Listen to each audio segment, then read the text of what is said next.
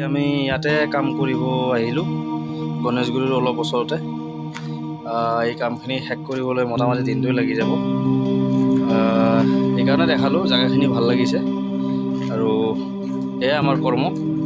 এনেকৈ জীয়াই আছোঁ বুলি ক'ব পাৰি। সহকৰ্মী এতিয়া অলপ পিছত টিন খুলিবলৈ আৰম্ভ কৰিব। পূৰা এক্সাইটেড হৈ আছে আৰু দুজনমানক ৰখি আছে, অহাৰ লগে লগে আৰম্ভ কৰি দিম। আৰম্ভ হৈ গ'ল। তেখেত হৈছে আমাৰ পেহা আৰু পেহাৰ লগত আছে সহযোগী কৰ্মী এজন। তেওঁক সহযোগ কৰি আছে, কামখিনি শেষ কৰিব বুলি খৰধৰকৈ কৰি আছে। বেলি মাৰ যাবলৈ ওলাইছেহি।